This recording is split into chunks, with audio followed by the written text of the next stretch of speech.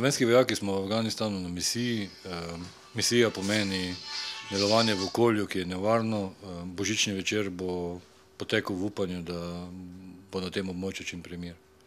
Pravzaprav se poslanstvo Slovenske vojske v Afganistanu z premikom na drugo območje ni nič spremenilo. Temeljna naloga je podpora razvoja varnostnih sil afganistanske vojske.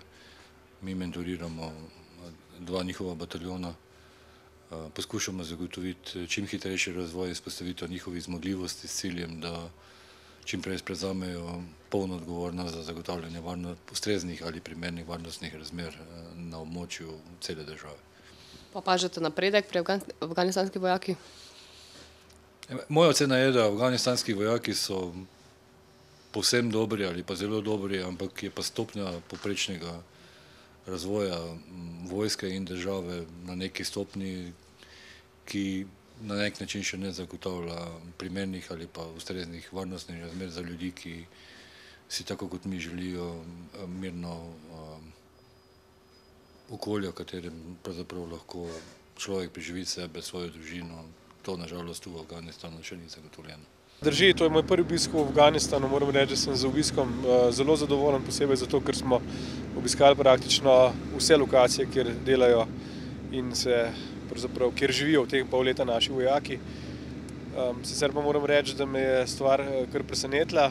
Stvar je po moji oceni relativno boljša, kot sem slišal. Torej, vsaj to, kar smo slišali strani naših vojakov in pa strani zaveznikov, kaže na dejstvo, da afganistanska armada počasi prevzema stvar v svoje roke oziroma da bo do konca leta 2014 usposobljena v celoti prevzeti varnost v tej državi. No, mi smo že najavili prispevek v obliki finančnih, v obliki denarja, torej 500 000 dolarjev letno naj bi Slovenija prispevala tudi po letu 2014. Očitno pa je dejstvo, da tako zavezniki kot seveda tudi afganistanska armada pričakuje tudi drugo obliko pomoči v opremi, orožju. Jaz sem skoraj prepričan, da bo nekaj potrebe tudi po nadaljnjem usposabljanju. Vse kaže na to, da bo najverjetneje šlo za specialne enote, seveda pa moram jasno povedati, da tudi v tem primeru, ko bi te specialne enote še zmeraj bile tukaj oziroma bile v mentoriranju te specialne enote v bojnih akcijah, ne bi sodelovali, ampak bi dejansko zopet mentorirali in usposabljali afganistansko armado. Seveda, najprej bi vsem pripadnikom, ki so v tujini, zaželel lepe, vesele praznike, da jih polepšajo, kolikor se pač da, glede na to, da niso doma, da niso v krogu najbližjih. Je pa seveda to na nek način tudi njihova zaveza oziroma njihova obveznost do tako naše države kot do mednarodnih zaveznikov, da tudi v tistih dneh, ko niso najbolj prijetni, vzpostavljajo oziroma držijo red po vsem svetu.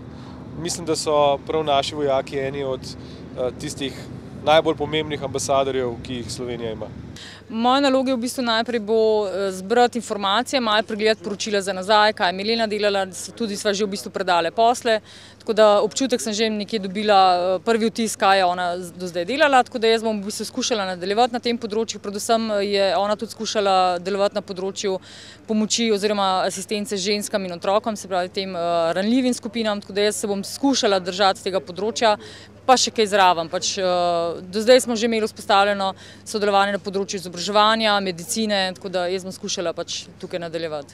Predvsem v bistvu se najprej želimo z njimi pogovarjati, da v bistvu mi tudi razumemo, kako oni vidijo svojo situacijo, ker velikokrat v bistvu pride do tega, da mi vidimo problema, oni ga pa v bistvu niti ne vidijo. Tako da najprej v bistvu želimo izmenjati informacije, potem pa v bistvu se pogovarjamo, kje lahko v bistvu, da nam oni v bistvu povejo, kje bi mi njim lahko asistirali.